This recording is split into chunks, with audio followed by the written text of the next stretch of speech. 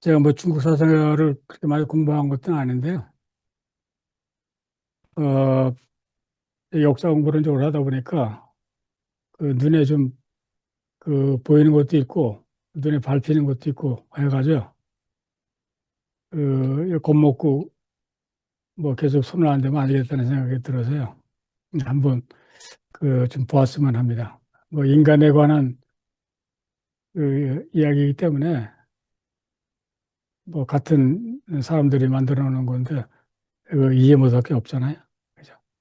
그래서 이제 그런 그 생각으로 이제 좀 봤으면 하고요. 그다음에 저는 그래도 뭐 한 20년 전부터 중국 쪽을 조금 관심 갖고서 이것저것 이제 보고 있습니다. 그래서 지금 시간이 이제 그 해야 될 것 많고 시간은 한정되기 때문에 우선 이런 식으로 이제 생각을 좀 해왔으면 좋겠어요. 그 인간은 어떤 존재인가? 근데 이런 그 전제들이 이제 굉장히 이제 중요하거든요. 이런 인간의 어떤 존재인가를 전제로 해서 이제 그 뭐 믿음이나 그 사상이나 철학이 이제 펼쳐지기 때문에 여기에 대한 이제 이해가 좀 전제가 돼야 된다고 생각하는데요. 이제 가장 크게 이제 그 알려져 있고 많은 사람들이 이제 긍정하는 그런 이론들이 있습니다. 인간의 그 존재에 대해서. 우선 성선설 뭐 있죠. 맹자 성선설. 그 연세은 성선설 맹자의 팬으로 알고 있는데 그 또 그 성악설 있잖아요. 성악설. 원래 인간은 본성이 악하다. 뭐 순자 뭐 등등. 근데 불교에서는 그 탐진치라고 하잖아요. 인간은 그 탐욕, 본성이 분노, 어리석음이다. 그래서 제가 얼마 전에 그 이제 불교를 수행하는 그 샌프란시스코에 사는 어떤 사람이 쓴 글을 봤는데 한 4, 50년을 했대요. 했는데 그 글이 상당히 재밌더라고요. 근데 그 중심 키워드가 뭐냐면은 자기의 그 폴리를 그 넘어서기 위해서, 극복하기 위해서 여태까지 그 공부를 하고 수련을 해왔다. 근데 그 폴리라는 게 결국은 어리석음이거든요. 어리석음. 그 내 앞도 못 보고 마음대로 행동하는 거. 근데 기독교에서는 뭐 이것이 전제죠. 모든 사람은 그, 그 죄악을 범하는 본성을 갖고 태어났다. 이걸 이제 원죄라고 하잖아요. 그래서 이제 기독교에서는 기본적으로 인간은 아주 자기 중심적이다, 셀피시하다. 그런 그 뭐 본성을 갖고 태어난다고 이제 얘기를 하고 전제를 하고 있고 이것을 벗어나는 것이 자기만의 어떤 독자적인 그 노력으로는 이제 힘들다는 거예요.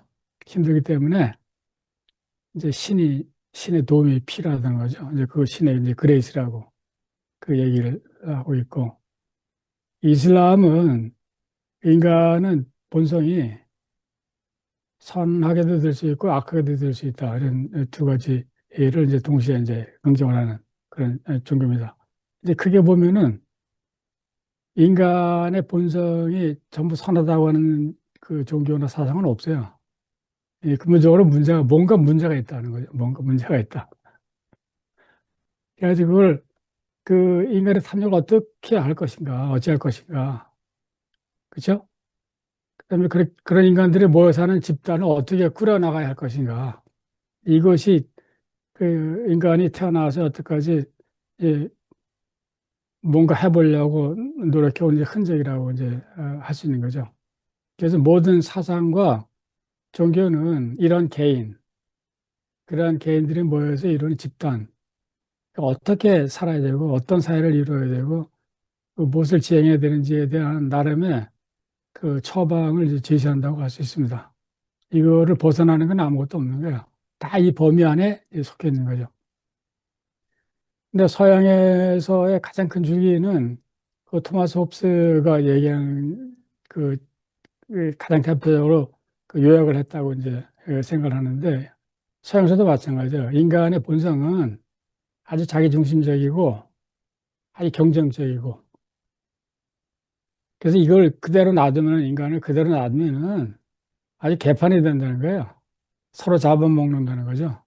그래서 그 저희 학교 다닐 때 뭐 만인에 의한 만인의 투쟁이라고 이제 배우고 했는데 그래서 그 홉스는 이런 인간의 본성을 그 다스리고 사회를 그 살아갈 수 있는 사회를 만들기 위해서는 절대적인 힘을 갖고 있는 정부가 필요하다고 하세요. 정부. 지배자가. 이런 생각에서 이제 어떤 권력이 필요하다는 거죠. 권력. 그 절대적인 권력이. 그래서 권력의 문제를 권력이 아주 필수적인데 이런 권력을 어떻게 생산하고 행사할 것인가에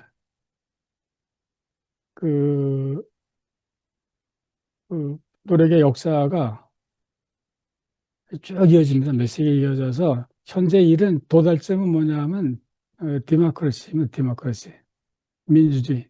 이것이 인간이 이, 이 지구상에 태어나가지고 진전해 오면서 발전시키는 최고의 이제 가치라고 할 수 있죠. 이제 그럼에도 불구하고 디모크라시를 어떻게 운영하냐 하는 거는 나라마다 다 차이가 있어요. 뭐 엉망으로 하는 데도 있고 제대로 하는 데도 있고 아예 거부하는 나라들 많잖아요, 아직까지. 그죠? 그래서 이제 이런 전제들이 이제 있습니다. 있는데, 그런데 그 두 번째 전제는 뭐냐면은 어느 사상가나 철학자나 종교가도 자기 나름의 처방을 이제 내리는데 그 처방이 일단은 자기 자신한테 해가 되는 처방을 절대로 제시하지 않습니다. 이게 인간의 본성이에요, 본성. 여기서 자기에게 해가 되지 않는 처방, 이거는 여기 자기라는 거는 자기 자신 될 수 있고 자기를 포함한 가족도 될 수 있고 자기가 속한 사회도 될 수 있고 자기가 속한 이제 국가도 될 수 있는 거죠. 여기 해가 되는 거에 처방을 내렸다가는 살아남지 못해요. 그렇죠? 그래서 자기 가족, 자기 집단에 해가 되는 처방은 절대 내리지 않는다. 모두 전제는 자기 이익에 도움이 되는 범위 내에서 처방을 내리는 거죠. 괜히 반대로 가가지고 해가 되는, 손해가 되는 처방을 내렸다가는 집에서 쫓겨나고 맙니다. 그냥 쫓겨나는 거예요. 그리고 이 처방을 잘 내리는 사람은 영웅이 되는 겁니다. 쉽게 얘기해서. 근데 이제 또 문제는 이게 자기 이익이라는 게 이제 문제인 거예요. 자기 이익이라는 게 여기 세상에 자기만 있으면 되는데 이 세상에 자기만 있는 게 아니잖아요. 그죠? 타인도 있고 다른 사람의 가족도 있고 타 집단도 있잖아요. 타 국가도 있고. 그래서 이제 문제가 이게 복잡해지는 겁니다. 그렇지만 기본적으로 인간은 자기한테 이제 도움이 되는 그런 이제 처방을 이제 내린다는 것이 절대적인 그 이제 전제가 되는 겁니다. 그래서 오늘은 저 중국 고대의 사상에 관한 것인데 우선 그거를 조금 얘기해서는 간단하게 이런 것이 약간 머릿속에 있어야 돼요. 이제 하상주라고 하잖아요. 하상주. 뭐 이런 식으로. 근데 이거는 다 그냥 스페큘레이션이에요. 스페큘레이션. 추측이지 뭐 확정된 게 아니고 편의상 이렇게 가르는 겁니다. 그래서 하나라가 있었고 기원전에 뭐 이렇게 있었고 그다음에 복수의 그 수도가 있었고 그 중심지는 여기였다. 산서성. 그다음에 상나라죠. 상나라. 여기 있다가 그것이 유명한 곳이 이제 은허죠. 은허가 발굴됨으로써 상나라의 그 모습이 조금 이제 드러나게 됐죠. 그다음에 이제 주나라. 주나라가 그 1000년 이상 갔던 뭐 거의 그 200년 갔던 이제 그 나라인데 이때에 주나라는 둘로 갈라져서 서주의 도읍은 지금 그 섬서성의 그 시안. 지금 섬서성의 주 도시인 그 근처입니다. 그 근처. 근데 거기가 주나라의 그 중심지였어요. 그러다가 이제 도성이 지금 허남성의 그 하남성의 낙양으로 이제 옮겨서 동주가 되는데 그 동주, 그 약간 이제 지도를 보면은 다 이게 추측입니다. 이제 거의 뭐 추측인데, 근데 그 하나라가 이 정도 이렇게 있었다고 하면은, 그 다음에 상나라는 요 정도 이렇게 있었다. 그 상나라를 은허가, 은이 중심이기 때문에 은나라라고도 얘기를 해요. 그 다음에 주나라가 여기 이제 이렇게 이 분홍색으로 된 이제 지도의 이 정도 범위였다. 이게 중국의 주로 여기 황허를 중심으로 한 지역이죠, 황허. 중국을 여행하시면은 그 이제 하남성이 있는데 하북성하고 하남성이 중국의 중심이에요. 그걸 이제 거기를 중원이라 그 저기 그 중원이라 그랬어요, 중원. 그리고 그뭐 다른 지도든 뭐 대충 이 정도고 그런데 주나라는 이제 둘로 갈라져요. 서주가 있고 동주가 있는데 서주가 이제 기간이 이렇게 되는 거죠. 이때는 그 조선반도에는 나라가 없었어요. 그렇죠? BC 뭐 771년 막 이렇게 되니까 일본도 마찬가지고 일본에 그 나라의 도읍을 장하고서 나라의 정권이 설립되는 게 이로부터 천년이 지났는데 천년 나라가 벌써 그 나라가 도읍되는 게 그 생각해보면 말이 천년이지 얼마나 긴 세월이야. 그렇게 오랜 기간 후에 일본에서 이제 그 나라를 중심으로 한 그 국가가 형성되는 겁니다.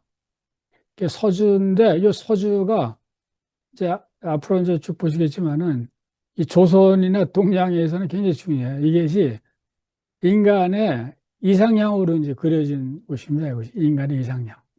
모두 여기를 그 가자고 이제 주장하라고 이제 믿은 거죠. 굳게. 근데 그것이 이제 왜 그런지를 이제 추적을 해가는 것도 사상사 발전에 그 전개를 보내서 중요한 거라고 생각합니다. 그러다가 도읍이 낙양으로 이제 옮겼어요. 낙양이 이제 어, 그 하남성의 황하 지역에 중간쯤에 하남성에 있는데 여기가 이제 그 유명한 절들도 많고 제가 지난 5월에 이제 여기 그 가가지고 여러 군데 다녔던 이제 곳인데요. 이 동주인데 이 동주는 주나라가 이랬잖아요. 주나라가 이제 이 정도 상나라를 뒤엎고서 이제 주나라가 이렇게 성립이 되는데 이 지역이 있다가 이제 갈라져요. 서주 일대는 이런 식으로 쭉 전개가 되다가 이 동주가 되면은 그 동주 시대 때는 동주 시대가 이제 춘추 전국 시대입니다. 동주 시대를 둘로 나누는데 하나가 그 춘추 시대고 그다음에 이제 전국 시대예요. 그게 뭐냐면 그 왕조가 있지만은 나라가 있지만은 전부 쪼가져 가지고 여러 곳에서 쪼개져 가지고 서로 싸우고 그 중간에 왕의 권위도 약하고 뭐 이런 그 시기입니다. 그래서 그 춘추 시대의 그 지도를 보면은 이거 보세요. 어마어마하잖아요, 이게 어마어마하잖아요. 여기에 그 노나라, 이 공자님이 태어나서 활동했던 노나라도 여기 루가 아니라 노나라고요. 여기도 있고 그 주나라는 요 정도예요. 지금 주왕조와 동주시대 때 주가 영향력을 좀 강하게 행사하던 데는 요 낙양을 중심으로 한 요 정도입니다. 요 정도. 그리고 나머지는 다 갈라졌잖아요. 그러다 전국시대로 가면은 그 뭐 더 갈라져. 막 갈라져 싸우는 거죠. 이제 싸워가지고 그 나가다가 나중에 이제 그 진시 황제 때 진나라에 통일이 되는 겁니다. 자, 그런데 이제 이런 그 오로는 이제 고대 하 상주 시대 때 사람들을 잠깐 보는데 이제 저희가 공부하는 게 이 선생님이 쓰신 이 중국 사상사라는 책인데요. 그 갈조광 자오광이라는 그 선생님이신데 그 상해에 있는 그 복단 대학의 이제 교수님으로 계시고요. 중국의 그 뭐 인문학을 대표하는 학자라고 할 수 있습니다. 저하고 저 연세면 같이 식사도 한 적도 있어요. 있는데 그 뭐 대학자라고 할 수 있죠. 대학자가 있었는데 그래서 저희가 이분의 저작이 많습니다. 뭐 제가 다 찬성하는 건 아니지만은 상당히 유용한 정보가 많기 때문에 많이 보는데 이 책을 중심으로 해가지고서 이게 중국의 고대부터 거의 청나라 말까지 그다음 민국 시대까지를 쓴 그런 철학 사상사입니다. 그래서 이 교재를 이제 갖고서 이제 보려고 합니다. 그래서 이제 그렇지만 이제 책 내용을 그대로 전달하는 것이 아니라 이제 제가 그 책에서 의미 있다고 생각되는 데는 구절들을 모아서 그다음에 이를 나름대로 이제 구성을 해가지고 나름대로 해석을 이제 가하면서 어떤 줄기를 만들어가지고 따라 읽는 그런 작업을 이제 전개를 이제 했으면 합니다. 그러나 이제 그것이 가능하거나 이런 대자익이 없이는 이제 불가능한 거죠. 그래서 그런 면에서 상당히 이제 고맙게 생각하고 이 책은 한국어로도 이제 번역이 됐고 다른 책들도 여러 권 이제 번역이 한국어로도 됐어요. 됐는데 영어로는 아직 안 됐습니다. 영어는 안 된, 워낙 책 분량도 많고 해서 어, 자 이제 여기까지가 이제 전제고요. 시간이 가니까 우선 사상의 생각들이 이제 어떻게 형성되냐 시작점이 인간들이 이제 공간과 시간 여기에 대한 이해에서부터 이제 출발한다고 얘기를 하고 있습니다. 공간과 시간. 왜냐하면 눈 뜨면은 아침에 일어나면 하늘이 있잖아요. 그죠? 그다음에 그 시간이 지나면은 그 자기는 성장하고 애들은 크고 나이 많은 사람은 세상을 뜨고 시간이 있잖아요. 그죠? 그러니까 인간이 항상 매일 경험하는 게 공간 시간이고 공간과 시간 속에서 존재를 하는데 여기에 대한 이제 여러 가지 생각을 하면서부터 어떤 이렇다고 믿는 믿음이 이제 형성이 된 거예요. 그거를 사상이라고 얘기하는 거죠. 그리고 이 고대인들의 어떤 지식이라고 얘기를 하는 겁니다. 근데 그렇지만은 이것이 지금 저희들의 21세기를 사는 사람들의 과학적인 관점에서 보면은 그냥 그렇다고 믿는 것이지 이것이 사실하고는 전혀 관계가 없는 거예요. 그죠? 그래서 뭐 지식이라고 부르지만은 사실은 어떤 한 세트의 믿음이라고 이제 하셨습니다. 그래서 공간을 보면은 이 하늘은 둥글고 땅은 네모져 있다. 이렇게 이제 생각을 했어요. 이렇게 믿은 거죠. 하늘은 둥글잖아요. 그죠? 이렇게 보면은 쳐다보면 둥글잖아요. 그다음에 땅은 이게 편편한데 편편해서 어딘에선가 끝날 거라고 생각한 거예요. 그죠? 근데 이러한 생각이 서양의 과학에 들어와서 유교가 산산조각이 날 때까지 지속이 돼요. 그러니까 이런 생각을 이렇게 생각을 했던 사람들이 19세기까지 그 지배적이었던 거예요. 지금 저희가 생각하는 그런 우주나 천체에 대한 지식이 이제 지식과는 다른 거죠. 그래서 이렇게 믿은 겁니다. 믿고서 이것이 전제가 돼서 하늘에는 뭔가가 있고 뭐 어떤 원리가 있고 무슨 길이 있고 그다음에 자기가 서 있는 땅에는 자기가 서 있는 곳이 중앙이잖아요. 중앙. 그다음에 동서남북의 방향이 있잖아요.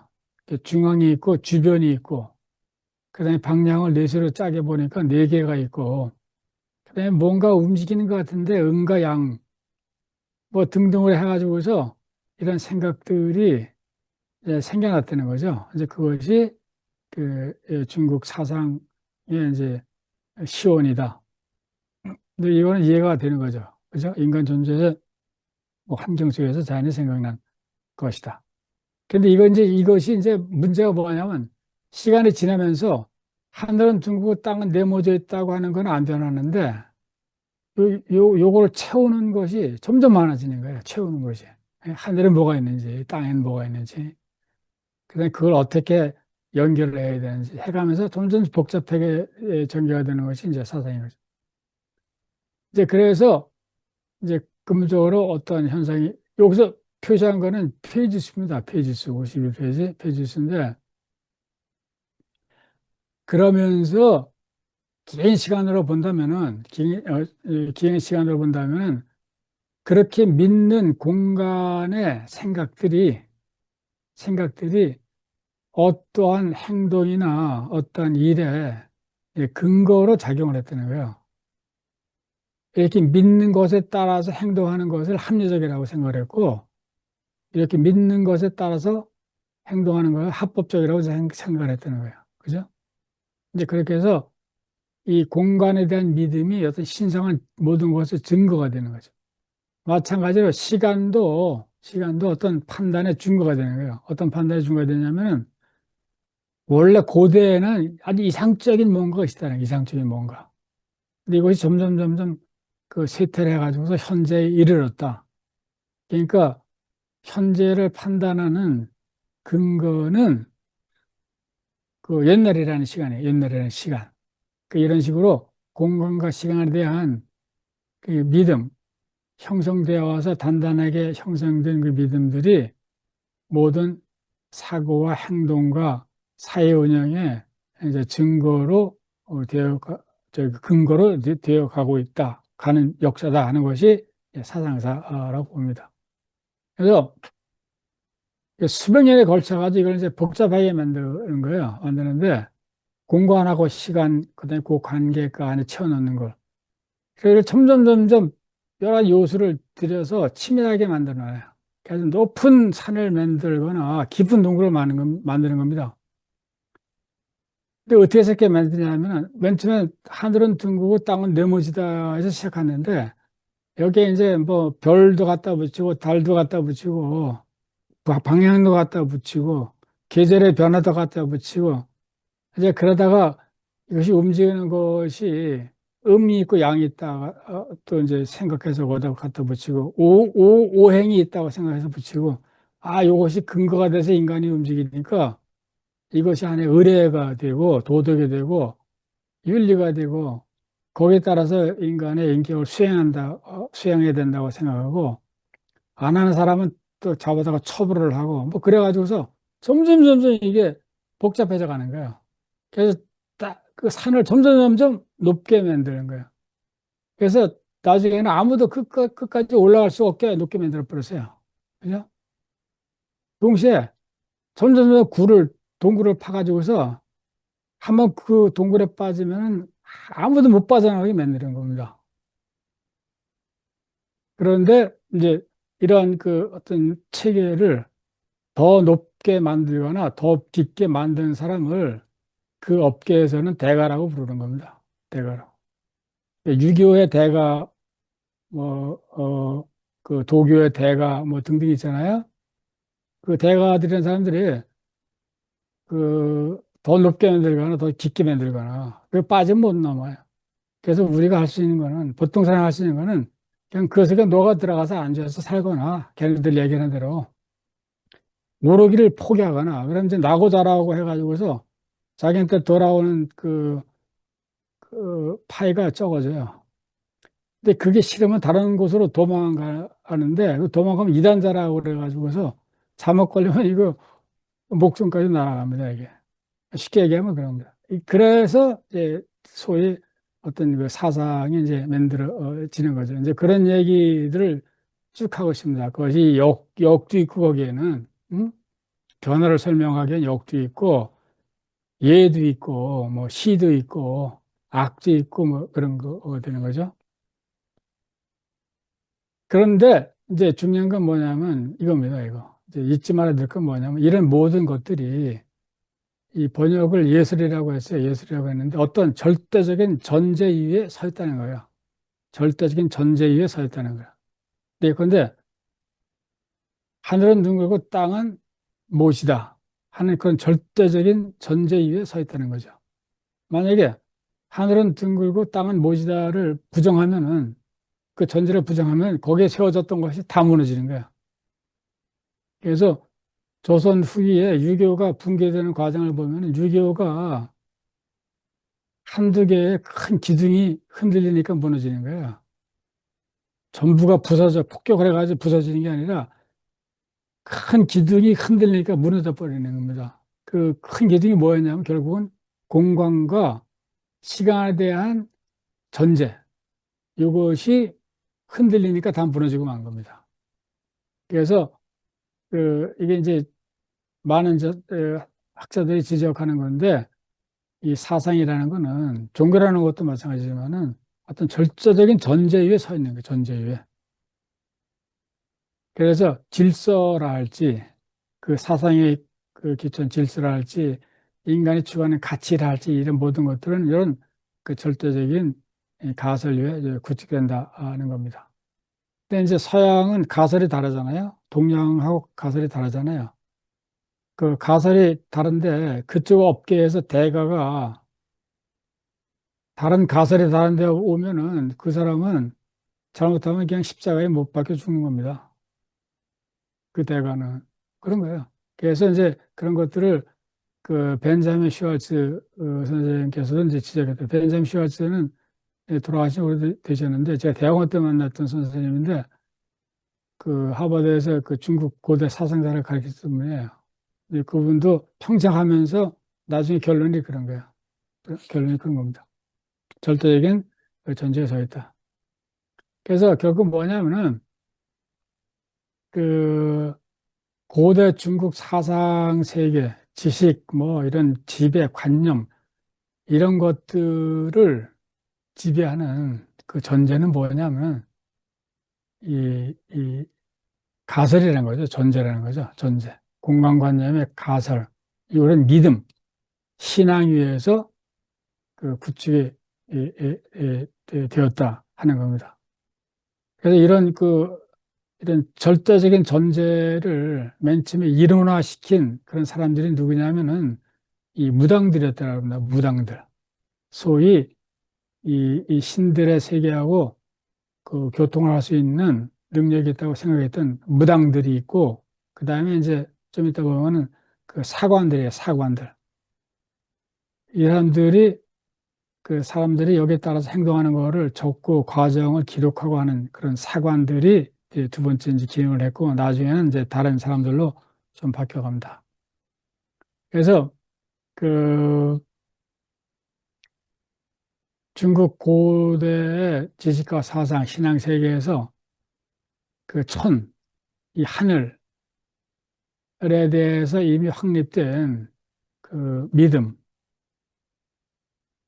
이거는 시종일관 변함이 없었다. 이렇게 됩니다. 변함이 없었다. 이것이 그 근세가 끝날 때까지 이어져 오는 거죠. 그래서 천은 불변이고 때문에 거기에 근거한 그 윤리니 도덕이니 그것도 역시 불변이다. 그런 거죠. 근데 이 천이 그 천에 대한 전제를 이제 부정하면 이 모든 게 이제 저기 이제 깨지고 만 겁니다. 그래서 이런 것에 기초해서 자연스럽게 질서와 이제 규범이 짜여져 나가고 거기에 따라서 인간은 이제 행동하게끔 그 이제 되었다는 거죠. 뭐 지배를 통해서 아니면 교육을 통해서랄지 뭐 그래가지고 등등 해서 결국 뭐냐면 그래서 나온 것이 뭐냐 그런 질서 그런 규범에 인간 집단 사회가 뭐냐? 구체적으로 그것이 바로 황권하고 왕권하고 등급 사회, 계급 사회를 만들었다는 겁니다. 계급 사회를. 이 왕권하고 계급 사회를 만들었다. 그러니까 지배 계급이 있고 피지배 계급이 있고 이제 노비가 있는 노예가 있는 그런 사회를 만들었다는 거죠. 그래서 조선에 예컨대 이 계급이 조선이 망할 때까지 안 깨지잖아요. 그죠? 왜냐하면 이 전제가 계속 살아있기 때문에 거기서 구축된 그런 질서는 깨질 수가 없는 거죠. 그리고 그런 것들이 이런 사회가 만들고 여기서 행하는 정치의식이라 할지 뭐 등등 제사 이런 것들이 전부 합법적이고 상징적인 의미가 있는 것으로 이제 채색이 된 거죠. 이것이 그 아주 세포가 쫙 퍼지듯이 뭐 큰 그 행위나 의뢰나만 들어가서 정착이 된 게 아니라 인간 생활 그 속속들이 구석까지 뭐 집을 짓는데 집의 구조를 할지 집에서 뭐 방의 위치를 할지 뭐 등등 해가지고 옷을 입는데 옷의 모양을 할지 모든 것까지 속속히 파고들어서 이런 질서와 등급 사회를 이제 만들어 갔다 이런 얘기입니다.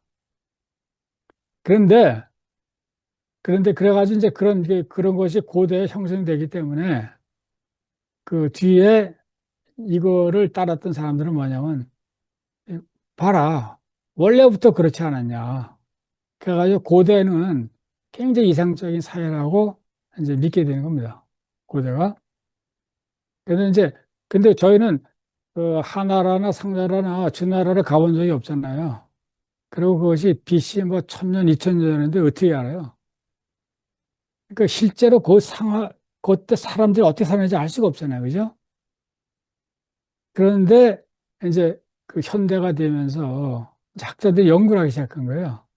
발굴하고 땅을 파고 무덤에서 뭐 나오고 그다음에 무슨 그 기록물들이 조금씩 발견되고 등등을 이제 전부 이제 발굴이 되는 거를 연구를 하다 보니까 고대 사회 실상이 밝혀지는 거예요. 실상이. 그래서 이 실상이 어떤지를 이제 확실하게 아는 것이 이제 중요하고요. 그럼에도 불구하고 그러한 사상이 형성됐다는 것, 왜 그렇게 됐을까를 생각해 이제 봐야 되겠죠. 이제 고대의 사회의 실상을 이게 어땠는지 알 수 있는 자료로는 이런 것들이 이제 있다고 140페이지 얘기를 하고 있어요. 예컨대 1972년에 그 발굴이 된 이쪽 지역의 한 간, 이게 뭐냐면 이게 전부 그 뭐 대나무 이런 데다가 쓴 글 같은 거예요. 각골 문자 뭐 이런 겁니다. 그 다음에 1973년에 발견된 거, 75년에 발견된 거, 77년에 이런 것들을 이제 쭉그 전부 모아가지고 엄청난 연구를 합니다.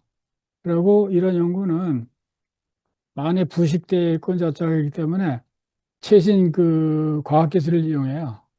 그래서 부서진 거 글자도 복원해내고 연대도 추정을 하고 뭐 등등 해가지고 이제 현대 과학에 이제 힘을 이제 받는 거죠. 이제 그래가지고 보니까 1970년대 발견된 그 마항테라는 유명한 곳에서 발견된 천조가리가 있는데 거기에 글을 봤더니 이런 얘기가 써 있어요. 이것이 중국 문명의 시작을 얘기하는 이제 글인데 그걸 보니까 191페이지 뭐냐면 황제는 그를 사로잡았다. 그의 가죽을 벗겨가지고 창과 방패를 만들고 그다음에 사람들에게 그것을 쏘게 하여 맞춘 사람에게 상을 주었다. 머리카락은 잘라가지고 세워두고 그것을 치의 깃발이라 했다. 그의 그 스토막에 그 뭔가를 채워서 둥글게 만들어 가지고서 사람들로 하여금 그것을 잡게 하고 많이 맞추는 자에게는 상을 주었다. 그의 뼈와 살은 썩히고 그 소금물에 이렇게 집어넣어 가지고 사람들 하여금 그것을 맛보게 하였다. 이것이 고대 사회 실상이었다는 거죠, 실상. 어? 그죠? 그러니까 이게 뭐야, 이게. 그러니까 그냥 당시 고대의 그 사회는 어떤 사회냐면은 하나라, 상나라, 뭐 주나라도 뭐 크게 다를 것이 없는데 사람 죽이는 거는 그냥 다반사야. 잡아가지고서 막 찢어버리는 것도 다반사야. 그걸 먹기도 해. 근데 그것이 당시 사회였다는 거예요, 당시 사회. 근데 생각해보면은 BC 2000년 뭐 1000년 이때 생활을 보면은 그 다른 나라의 연구도 마찬가지지만은 거의 뭐 짐승에 가까운 생활입니다. 짐승에 가까운 인간들이. 그래가지고 이 요즘 발굴한 고대 초기에 그러니까 상나라 때에 그 무덤이 발견되는데 그걸 이제 그 발굴해가지고서 조사를 해보니까 뭐가 나타나냐면 거기 이제 각골문도 뭐 있고 한데 그냥 많은 사람을 죽여가지고 파묻었다는 거예요. 그러니까 순장이 순장. 생사람을 잡아가지고 누가 하나 힘 있는 사람이 죽으면은 같이 묻어버렸다는 겁니다. 그죠? 그 다음에 고대 이때 이 나라는 상나라 때는 포로들을 잡아가지고 죽이는 거는 뭐 물론이거니와 가뭄이 들면은 기도하라고 시켰던 무당을 잡아다가 불에 태워가지고서 그냥 죽였다. 그래가지고 비가 내리기를 이제 기원했다. 이거는 사실인 거예요, 사실. 이제 과학적인 증거가 있으니까. 그 여자 무당을 태워서 죽여가지고 비를 내리고 기원하는 건 기본이었다는 거예요. 그 다음에 하, 상, 주잖아요. 그 중간에 상나라, 은상이라고 보통 얘기도 하는데 그때 시대에 그 얘기를 전해주는 그 여러 가지 자료들을 여기저기 많지는 않아요. 많지는 않은데 모아가지고 보니까 여자 무당을 불태워 죽이고 비 내리기를 기원하는 것. 그 다음에 또 두 명의 여자 무당을 불태워 죽였다는 이제 기록도 있고 이게 굉장히 어떻게 보면 생각할 수 없는 야만적인 사회였다는 거죠. 야만적인 사회. 그러니까 문명이라고 생각할 수 있는 건 아무것도 없는데, 이제 그렇게 만들어져 왔다는 거예요. 그 뒤에. 그래서 그러면 주나라는 어떠냐? 하상주. 주나라는 조선에서는 이게 천국입니다. 천국. 주나라는. 중국의 이게 극락이에요. 이 조선 사람들한테는. 중국 사람들의 유학자들한테 이게 극락입니다. 극락.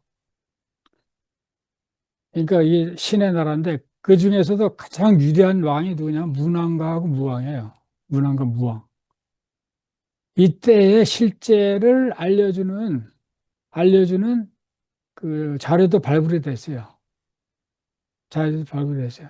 그게 보니까, 즉, 주나라 무왕이 먼저 상나라의 주왕을 크게 무찌를 때 휘두르던 몽둥이에 피가 흥건히 젖을 정도로 사육을 했고, 상나라의 도읍지에 이르러서는 또 활로 거듭 적의 시체를 쏘기도 했으며, 검으로 상대의 수급을 베고 많은 포로를 살육함으로써 재물을 삼고, 뭐 등등 해가지고, 하여간 사람을 죽여서 그 피를 내가지고서 그거를 갖고서 제사를 지냈다는 거예요.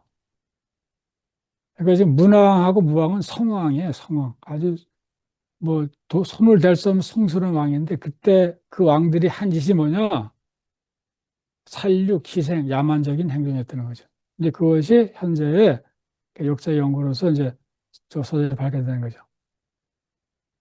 그런데, 그런데 우리가 지금 보는 그 뒤에 사람들의 이런 상고 시대 때 대한 문헌 자료를 보면은 전부 이상적으로만 그래요. 이상적으로. 그러니까 뭐냐면 이것이 전부 상상과 그냥 추억으로 만든 그러한 그 시대다라는 거죠. 그러니까 그 당시의 실상이 이제 그렇다는 거죠. 그렇기 때문에 뭐냐? 그때에 만들어진 사상하고 철학이니 뭐 등등은 그 실상하고 밀접히 관련이 됐다는 거예요. 이제 그거를 이제 추적해가는 것이 저는 가장 이제 중요하다고 그 생각을 합니다. 그래서 주나라 때의 실상을 알 수 있는 자료는 요새 많이 발굴이 되고, 그 다음에 그 뒤에 쓰여진 이 글에서도 여기저기서 이제 채취를 할 수 이제 있다고 이제 하는데, 이 갈주광 선생은 굉장히 해박한 사람이에요. 모르는 게 없어요, 모르는 게. 얼마나 많이 자료를 모으고서 책을 읽었는지, 그,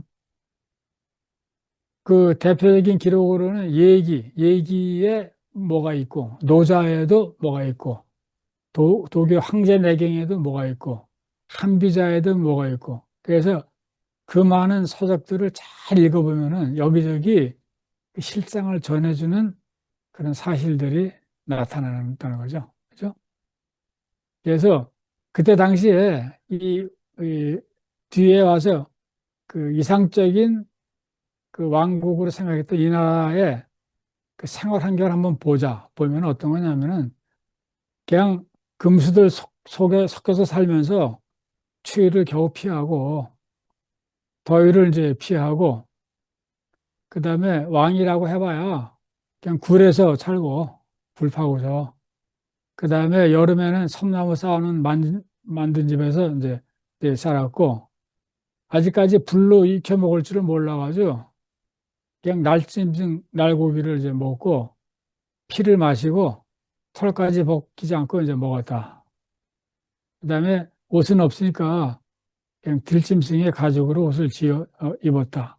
그래서 이것이 바로 주나라의 가장 가까운 그 사실이 아니었을까. 이런 얘기를 하고 있습니다. 그죠? 그러나 이제 그 뒤에는 이런 주나라를 대동의 이상세계로 이제 그려놓으세요. 대동의 이상세계. 이 대동은 조선에서도 엄청나게 얘기하는데 조선 유학자들이 우리는 대동의 시대로 되돌아간다고 얘기를 해요. 대동의 시대로. 주나라의 시대로 되돌아간다고. 그 아마 과학적으로 지금 실제로 얘기한다면 우리는 주나라 시대로 되돌아가야 된다고 하면은 그럼 우리는 다시 뭐 식인종의 시대로 되돌아가자고 주장하는 거나 마찬가지인 거야. 그죠?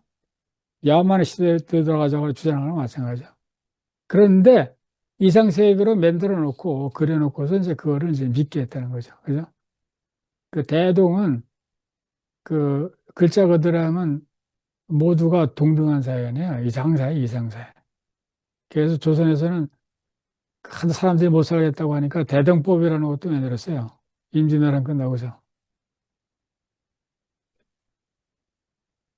자, 그런데 어떻게 이제 그 주나라를 그 모든 경전이나 유교 뭐 이런 데서 그려놨나 하면은 주나라의 그 왕은 사심이 없기 때문에 전설 속의 인물들처럼 현명하고 능력 있는 인물을 등용하고 정의를 지키고 권위를 옹호했다.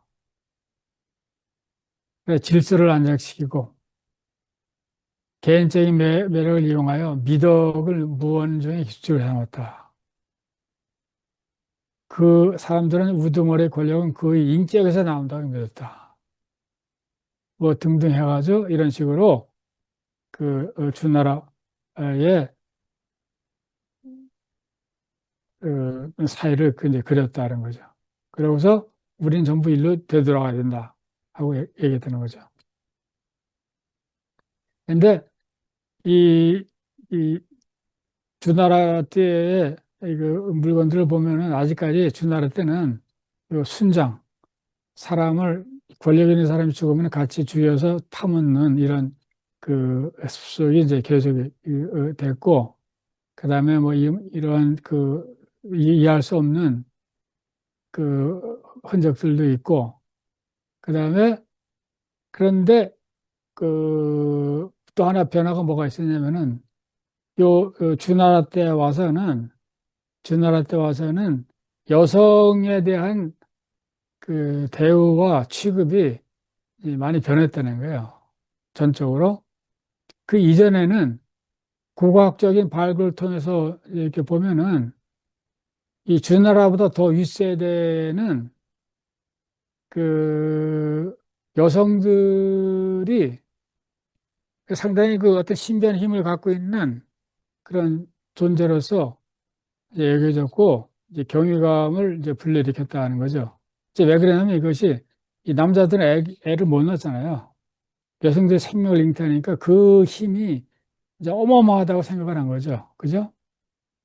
이제 그러다가 이렇게 주나라로 이제 오면서 이것이 이제 바뀌었다는 거예요.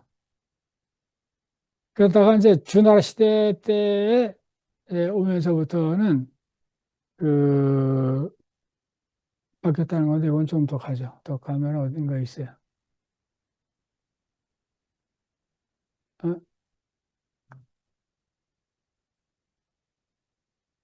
근데 그러다가 남자 중심으로 가게 된 그 얘기가 나옵니다. 좀 더 있으면 나올 것 같은데 어디 가면 있을 거야. 아마.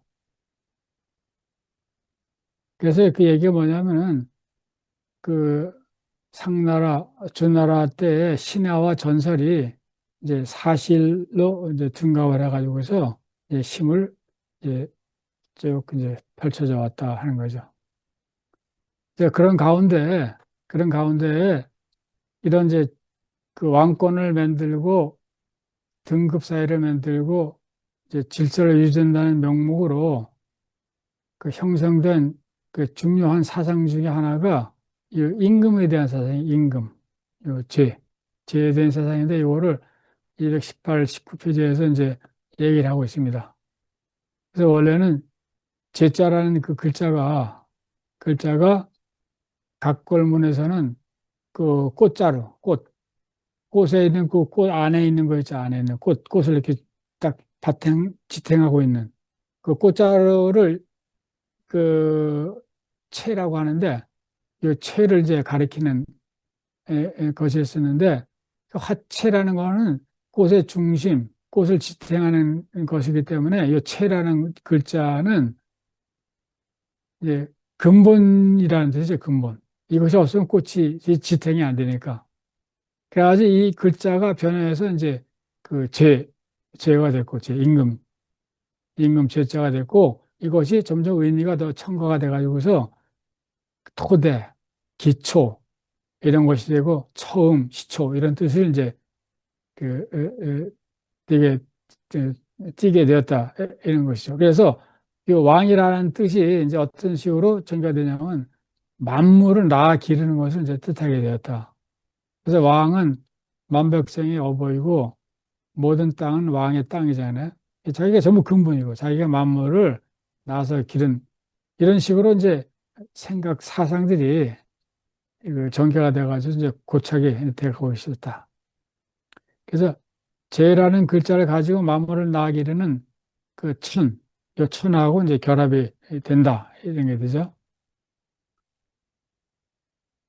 그 다음에 더욱더 이제 이런 식으로 이제 발전이 되는 겁니다. 이런 식으로 세상이 좀 복잡해지는 거예요. 어떤 생각이 사상이 형성되면은 그래서 죄라는 그 글자에는 점점점 의미가 더 부과가 돼가지고서 뭐 비를 내리게 하는 힘, 바람을 불게 하는 것 이것도 이 제자라는 거를 이제 그 은율해서 쓰기도 하고 안개나 구름이 사라지는 거 뭐 등등 장맛비를 내리게 하고 뭐 이런 식으로 해가지고서 하여간 만능의 힘을 발휘하는 이제 그런 이제 그 글자로 그 의미를 띠게 되었다는 거죠. 그래서 왕이 나중에 이제 못할 게 없잖아요. 자기 마음대로 하잖아요. 세상에 못할 게 아무것도 없잖아요. 이제 그런 것들이 이런 과정을 겪으면서 축적이 돼가지고서 그 의미 부여가 되고 이제 권한, 이제 권력 부여가 이제 됐다는 거죠.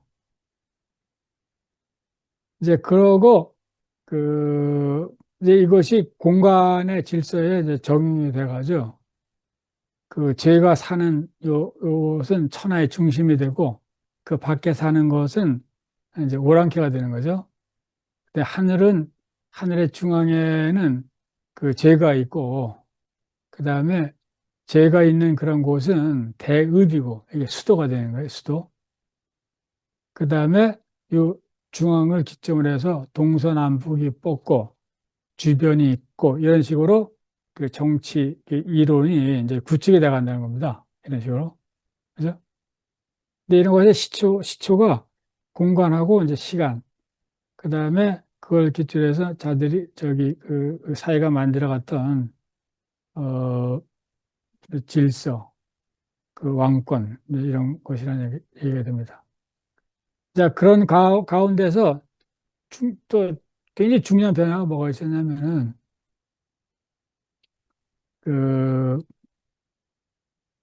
여러 가지 고고학 자료를 보면은 아주 고대 때는 여성을 상당히 그 경유시하는 그런 그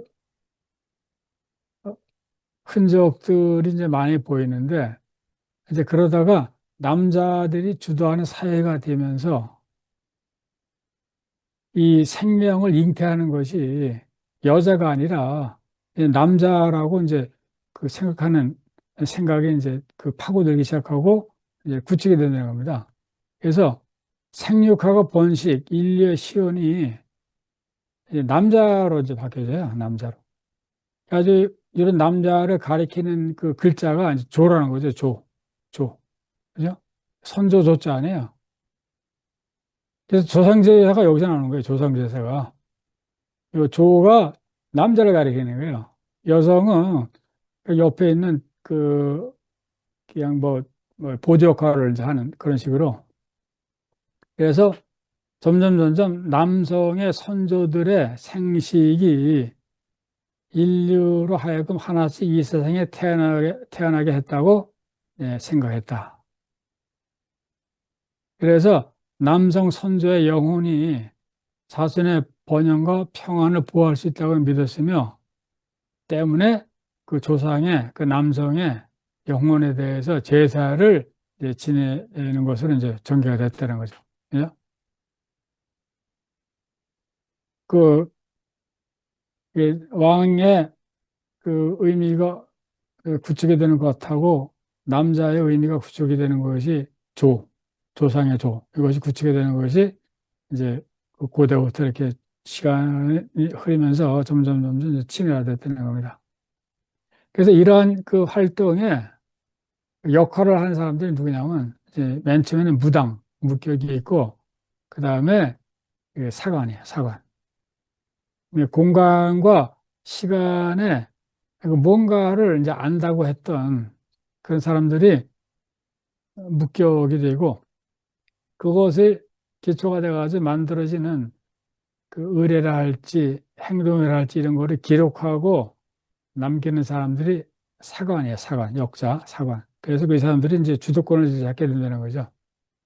그래서 인간의 질서를 정리하는 제사 의례에 관한 학문, 요거를 이제 하는 사람들이 이제 사관이 이제 시작을 했고, 그 다음이 이제 의학과 약학이에요. 왜냐면 아프니까, 병나니까. 이제 그런데 이제 주왕조 때 이제 그 문헌 자료들이 있어요. 이제 일일이 찾아보면 꽤 있는데 235페이지부터 쭉 나오는데, 이제 거기를 보면은 조금 더 자세하게 어떻게 사상이 구축되어 나가는지를 알 수 있는데, 실제로 그 주나라는 아주 극히 미신적이고 잔인한 의식을 신봉하고 실행했던 사회다라는 거죠. 그, 그런 가운데에서 그 왕, 그 다음에 남성이 이제 권력을 주도해가는 이제 그런 사회가 이제 그 전개가 되는데, 이제 거기에서 여러 가지 이제 역할을 하는 사람들이 있었고, 그 사람들이 이래저런 요소를 붙여가지고 일종의 이제 사상 체계를 이제 만들었다. 이제 그러면서 그 그 조에 대한 그 이 조상, 이때 조는 그 남성이에요, 남성. 한마디로 거기에 있는 여성들은 그냥 곱살 껴주는 겁니다. 그러니까 남성에 대한 이제 그 신령을 매우 중시하는 그런 쪽으로 이제 흘러가게 됐다는 거죠. 근데 그것을 뭐 예니 뭐 어쩌니 해가지고서 하는 이름으로 그 이제 전개가 되는데, 이것을 나중에는 전부 뭐 주공이 무왕의 동생인 주공이 예와 악을 제정했다. 그래서 주공은 완전 성인인 거예요. 아주 신인 거예요, 신.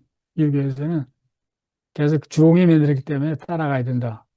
근데 그게 아니고 이 당시를 실상을 보면은 이런 배경 위에서 그 생긴 것이다 하는 거죠.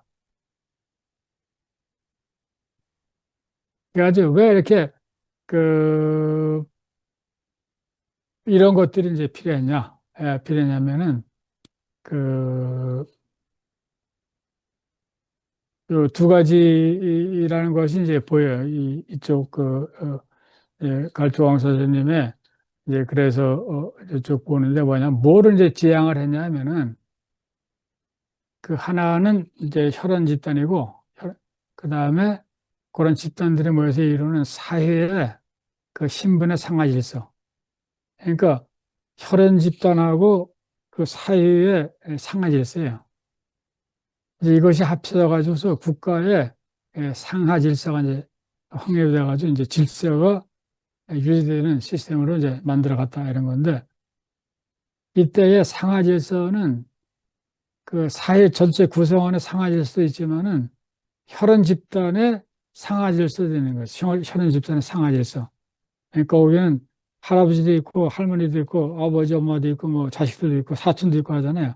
그 혈안 집단의 상하 질서도 여기서부터 이제 구축하기 시작하는 거죠. 구축하는데 이때 아버지와 장자의 관계를 수직축으로 삼고 부부의 관계를 수평축으로 삼으면서 형제 관계를 보조선으로 그렇죠? 수직과 수축, 수직과 수평, 보조선 이 세 가지 원리를 갖고서 아버지와 장자를 중심으로 하는 그, 그 상하 질서를 만들어가는 겁니다. 이것이 하나의 그 후에 이제 종법이라고 하는 종법으로 전개가 되는데 이런 것들이 벌써 이제 주나라 때부터 이제 점점 이제 만들어 간다는 거죠. 이제 그것이 뭐냐면은 그 질서, 근데 질서는 상하, 위계에 따른 등급의 차이에 따른 그 질서, 이런 것들이 이제 이때에 형성이 되고 있다는 얘기를 이제 하고 있습니다. 그래가지고 이렇게 해놓고서 이거를 이제 실천하는 것에 그 몸짓이 뭐냐면은 이제 그 제사라는 거예요. 의례하고 제사.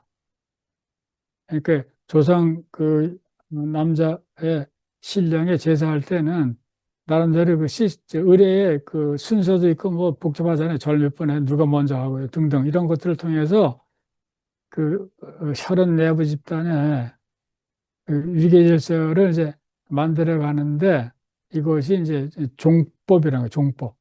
이거는 이제 뒤에 가면 더 나올 겁니다. 종법. 그래서 이런 것들이 합쳐져 가지고 구별과 등급이에요. 그러니까 말하자면 물리적 수단으로 이것이 이제 물론 행사가 됐는데 이것을 이제 도덕, 윤리, 의례, 신앙 등등의 그 장치를 통해서 그 규범으로 이제 만들어 갔다는 거죠. 그럴 때 그거를 합리화시키고 설명하는 가치로서 얘기했던 것이 친친존존이에요. 친친존존. 이 굉장히 많이 쓰는 말입니다, 이게. 뭐, 그, 유교사에서는 끝까지 많이 쓰는 말인데, 친친존존. 이게 무슨 뜻이냐면은, 가까운 이를 사랑하고, 존귀한 이를 존중하고, 나이 많은 이를 어른을 모시고, 남녀 간에도 구별을 두는 것이다. 그러니까, 요 중에서 가장 중요한 게 친친이에요, 친친. 친친. 가까운 이를 사랑, 가장 가까운 게 누구냐면 자기 아버지. 응? 존존.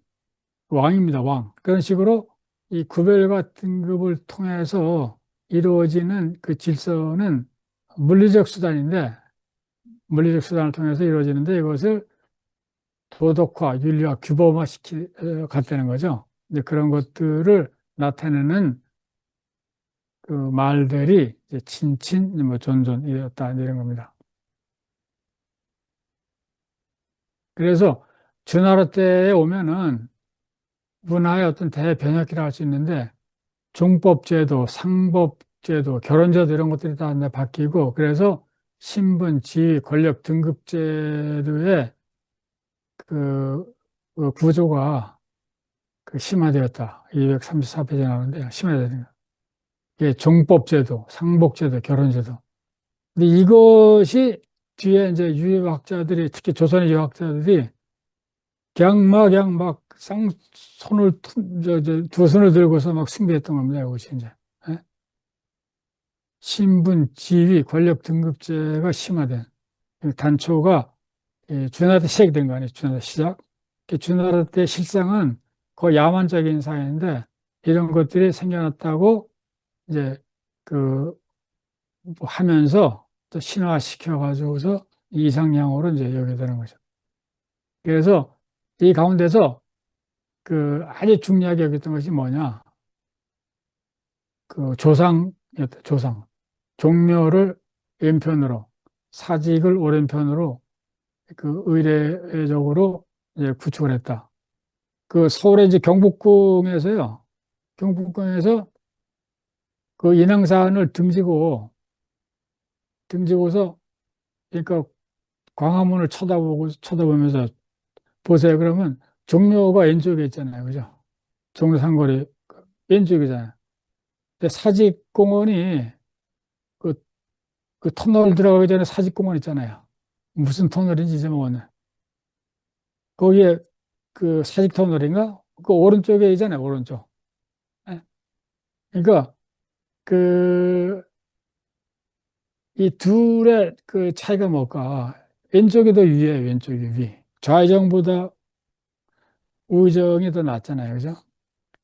그게 뭐냐면 이 조상이 더 중요하다는 거예요. 조상이. 먹는 음식보다. 응? 왜냐?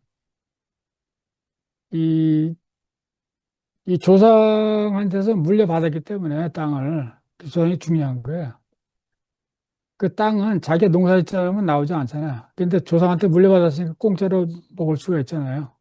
자기 놀러 가나 해도. 그래서 이 조상이 더 그 위로 가게 되는 겁니다. 그래서 거기에 따라 가지고서 이 제사도 이제 지내게 되는 거예요. 그래서 왕가에서도 종묘를 왼쪽으로 하고 사직을 오른쪽으로 해가지고서 이제 쭉 국가 제사를 지내잖아요.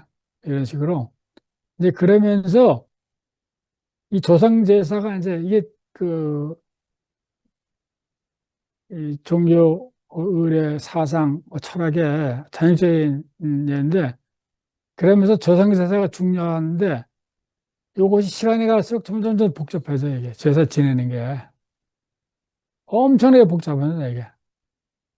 그래가지고서 보면은, 봄에는 부추에다가 알을 곁들이고, 여름에는 보리에다가 생선을 곁들여서 바치고, 가을에는 기장에다가 돼지고기를 곁들여서 바치고, 겨울에는 벼에다가 기러기를 곁들여서 바쳐야 돼. 그 다음에 술을 이제 마련해서 바쳐야 되는데, 맨 처음에는 향기로운 술을 땅에다가 조금 내리고, 그 다음에 가축을 죽여서 그 피를 신에게 바치고, 기장으로 만든 익힌 음식을 신에게 바치고, 그 다음 뭔지 모르겠어요. 뭐, 이거 죽게다가, 대나무 그릇에다가 말린 생선과 과일을 가득 담고, 제기에 과즙과 간육을 가득 담아 올렸다. 그 다음에 이 음식들을 담는 그릇들도 전부 달라요, 그릇들도.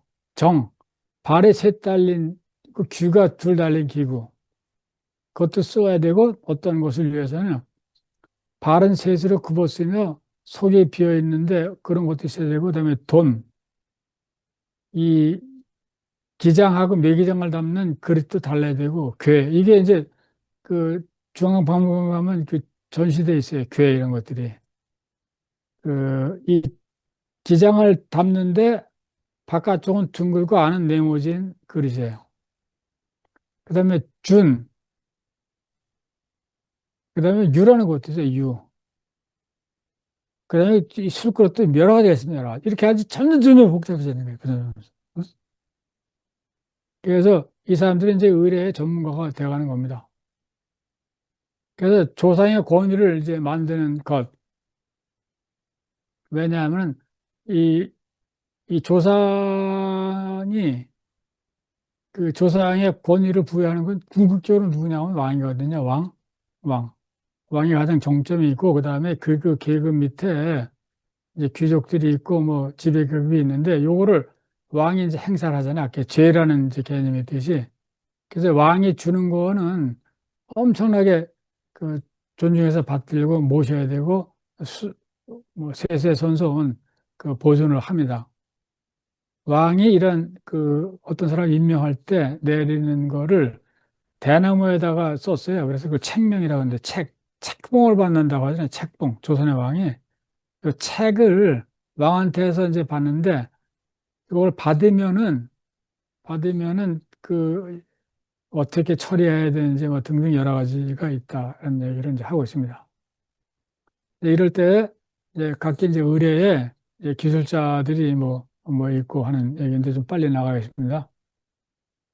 이제 그러면서 자, 이런 것들은 이제 점점 민중에게 이제 확산을 해 나갔다. 그리고 확산해 나가면서 이것들이 어떤 내재적으로 원래부터 그런 것처럼 불변의 진리인 것처럼 이렇게 이제 각인을 시켜갔다 하는 거죠. 이제 그럴 때 이거를 그 만들어가는데 역할을 한 사람들의 그 기능들이 있는데 이 사람들이 이제 무격이었고 그 다음에 사관이었고 뭐 이 축관이었고 뭐 등등 이런 이제 집단들이 있었다.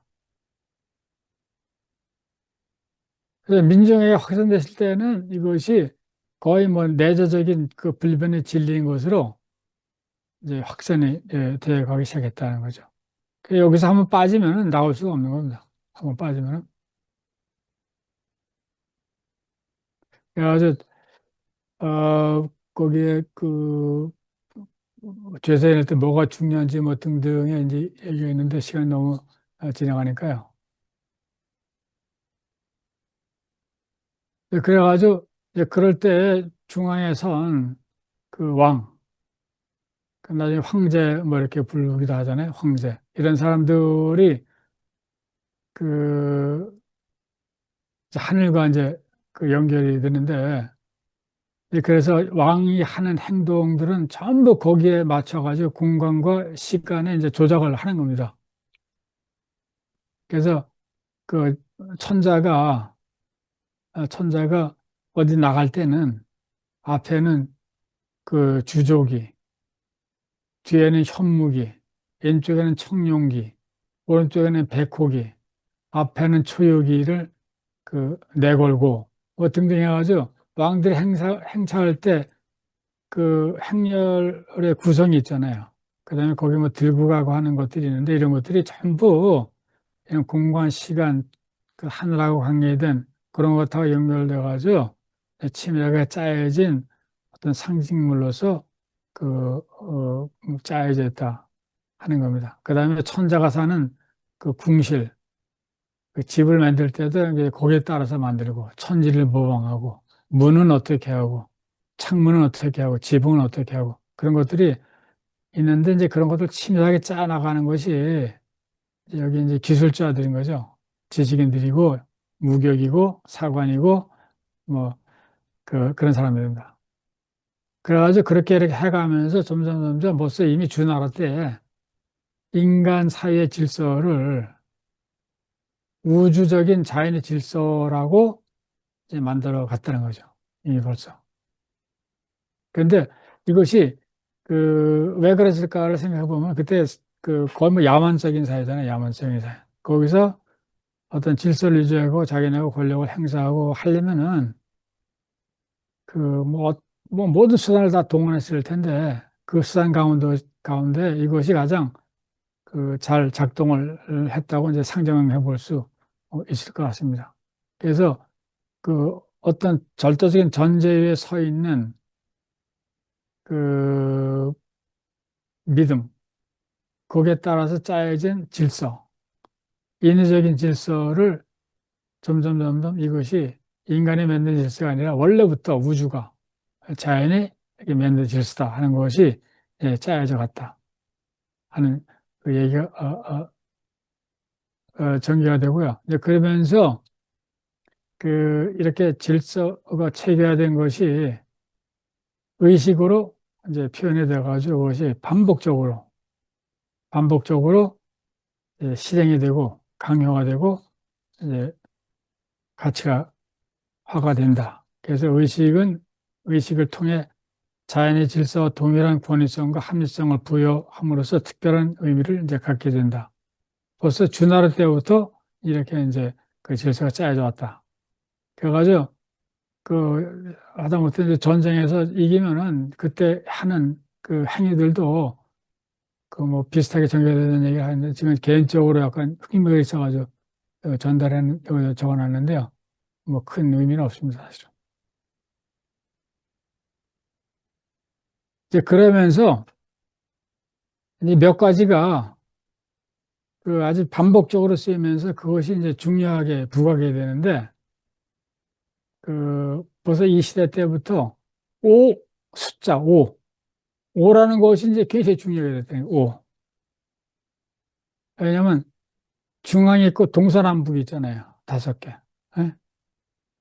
그래가지고 5개라는 숫자가 점점 중요해져 가지고서 오전, 오진, 오래, 오옥, 오형, 오교, 오장, 오상, 오행, 다 듣던 얘기잖아요. 오복, 오사, 오품, 오기, 오복, 오색, 색깔도 5개가 있잖아요. 오색. 이런 것들이 이제 만들어져 갔다는 거죠, 이렇게. 그 다섯이라는 것이 중요한데, 그것은 공간하고 이제 관계가 있고요. 그 다음에 10이라는 것이 또 중요해야 돼요. 10이라는 것이. 이거는 여기 이제 이 기술에 따르면은 옛사람들은 하늘을 관찰하여 목성의 운행을 기준으로 시간을 기록했으며 12년을 한 주기로 하고 또 달에 차고 기우는 것을 시간을 표시했다. 달이 12번 차고 기우면 1년이 되었기에 10이라는 숫자는 나름대로 심성을 갖게 되었다. 그러니까 요거는 시간이잖아요. 시간. 그죠? 시간의 흐름에서 12이라는 숫자가 이제 중시가 됐다는 거죠. 중시가. 그래서 10이라는 숫자가 이제 많이 이제 등장을 하게 되는 거죠. 공간에서 5, 시간에서 12.